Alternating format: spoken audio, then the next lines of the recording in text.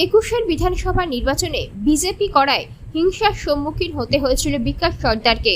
মিনাখার বামুনপুকুর গ্রাম পঞ্চায়েতের কুটখালি গ্রামের বাসিন্দা বিকাশ সর্দারের ঘরবাড়ি ভাঙচুর করা হয়েছিল। দীর্ঘদিন ঘর ছাড়া ছিলেন বিকাশ। সেই সময় তিনি প্রতিজ্ঞা করেছিলেন, যতদিন রাজ্যে বিজেপি সরকার ক্ষমতায় না আসবে ততদিন তিনি চুল দাড়ি কাটবেন না। সেই প্রতিজ্ঞায় অনড় ছিলেন বিকাশ। অবশেষে 26-এর বিধানসভা নির্বাচনে বিজেপি ক্ষমতায় আসার পর বিজেপি সরকার গঠন হওয়ায় সেই প্রতিজ্ঞা ভাঙলেন বিকাশ সর্দার।